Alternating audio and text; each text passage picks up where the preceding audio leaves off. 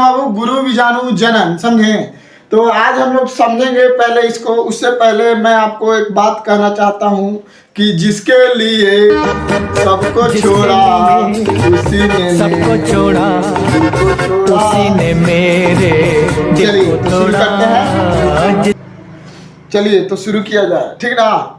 तो शुरू किया जाता है आपको गुरु बीजाणु जनन। क्या पढ़ना है बाबू? गुरु बीजाणु जनन, जिसको हम बोलते हैं मेगास्पोरोजेनेसिस। क्या बोलते हैं? मेगास्पोरोजेनेसिस। अब देखिए यहाँ पे आपको पढ़ना है गुरु बीजाणु। क्या पढ़ना है बाबू? गुरु बीजाणु मातृ कोशिका में क्या होता है कि अर्धसूत्री विभाजन होता है। कौन विभाजन होता है? अर्धसूत्री विभाजन होता है, जिसके दरमियान क्या होता है कि गुरु बीजाणु या भ्रूण कोश का निर्माण होता है। किसका निर्माण होता है? गुरु बीजाणु या भ्रूण कोश का निर्माण होता है। अगर 2 नंबर का क्वेश्चन पूछेगा तो यहाँ पे टीटीआई में आपका लिखा है। टीटीआई का मतलब होगा बाबू तवा तोड़ इंपॉर्टेंट। तो अगर 2 नंबर का क्वेश्चन पूछेगा तो आपको लिखना है कि गुरु बीजाणु या भ्रूण कोश का निर्माण की क्रिया को ही गुरु बीजाणु जनन कहलाता है या कहते हैं। समझे? अगर वही आपका 5 नंबर का पूछेगा तो यहाँ पे इसका देखिए 5 नंबर का जो टीटीआई है उसको लिखना है आपको गुरु बीजाणु मातृ कोशिका से। यहाँ पे देखिए गुरु बीजाणु मातृ कोशिका में से नहीं, यहाँ पे क्या करना है? में कर देना है। गुरु बीजाणु मातृ कोशिका में अर्धसूत्री विभाजन द्वारा, किसके द्वारा? अर्धसूत्री विभाजन द्वारा गुरु बीजाणु या भ्रूण कोश का, किसका बाबू? भ्रूण कोश का निर्माण की क्रिया को, क्या निर्माण की क्रिया को ही गुरु बीजाणु जनन कहते हैं। क्या कहते हैं बाबू? गुरु बीजाणु जनन कहते हैं, ठीक ना।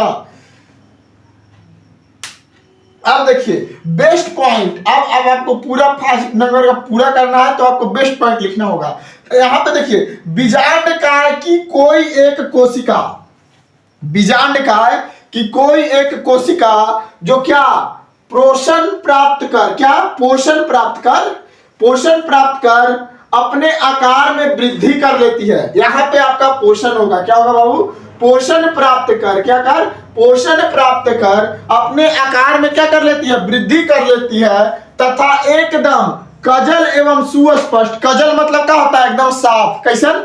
एकदम साफ दिखाई देने लगती है तो उसे प्रप्रसु कोशिका कहते हैं। क्या कहते हैं बाबू? प्रप्रसु कोशिका कहते हैं। या फिर जिसे आर्कीस्पोरियल सेल भी कहा जाता है। क्या किया जाता है? कहा जाता है आर्कीस्पोरियल सेल भी कहा जाता है। समझे? आप देखिए इसमें परिणित विभाजन से 2 कोशिकाएं बनती हैं। कितने कोशिकाएं बनती है? जब इसमें परिणित विभाजन होता है तो ये कितने सेल में डिवाइड हो जाते हैं? 2 सेल में डिवाइड हो जाते हैं। पहला होता है प्राथमिक भित्तीय कोशिका। क्या होता है बाबू? पहला जो होता है प्राथमिक भित्तीय कोशिका। जो प्राथमिक भित्तीय कोशिका होता है उससे बीजांड की भित्ति का निर्माण होता है। किसका निर्माण होता है? बीजांड की जो भित्ति रहती है, मतलब बीजांड का जो पहला परत रहता है उसका निर्माण होता है। किससे? आपका प्राथमिक भित्तीय कोशिका से निर्माण होता है। अब देखिए दूसरा है प्राथमिक बीजाणु जनन कोशिका। क्या है बाबू? प्राथमिक बीजाणु जनन कोशिका, जिससे गुरु बीजाणु मातृ कोशिका का निर्माण होता है जो 2n अवस्था में होता है। तो 2n अवस्था में कौन होता है? जिसमें अर्धसूत्री विभाजन होता है वही 2n अवस्था में होता है। आई होप कि इतना आपको समझ में आया होगा। तो इतना समझ में आया होगा तो वीडियो को लाइक करें, शेयर करें और तवा तोड़ इसे वायरल कर दें।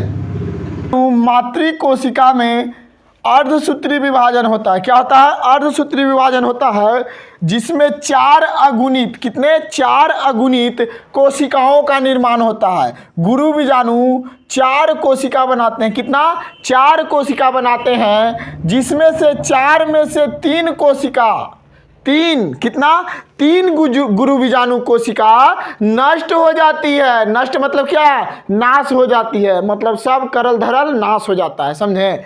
नाश हो जाती है और केवल 1 गुरु बीजाणु कोशिका बच जाती है। मतलब 3 गो में से 3 गो तो नाश हो ही जाता है, लेकिन एगो बच जाता है। किगो बचता है? एगो बच जाता है। समझे? और वो जो बच जाता है वो सक्रिय रहती है। क्या रहती है? सक्रिय, मतलब कार्य करते रहती है, बाकी सारे नष्ट हो जाते हैं। तो इसे क्रियाशील गुरु बीजाणु कहते हैं। मतलब जो कोशिका बच जाती है और सक्रिय रहती है उसे क्या कहते हैं? क्रियाशील गुरु बीजाणु कहते हैं। समझे? अब देखिए 3 कोशिका नष्ट होकर क्रियाशील गुरु बीजाणु के पोषण में काम आती है। किसमें? पोषण में काम आती है, ताकि जो क्रियाशील गुरु बीजाणु है वो वृद्धि कर सके। जैसे देखिए यहाँ पे फर्स्ट फेज में देखिए यहाँ पे क्या होता है? अर्धसूत्री विभाजन हुआ। कितना हुआ? अर्धसूत्री विभाजन हुआ। और जब सेकेंड स्टेप में अर्धसूत्री विभाजन होता है तो क्या होता है कि कितना में बढ़ जाती है? 4 सेल में डिवाइड हो जाती है। कितने सेल में हो जाता है डिवाइड बाबू? 4 सेल में डिवाइड हो जाती है।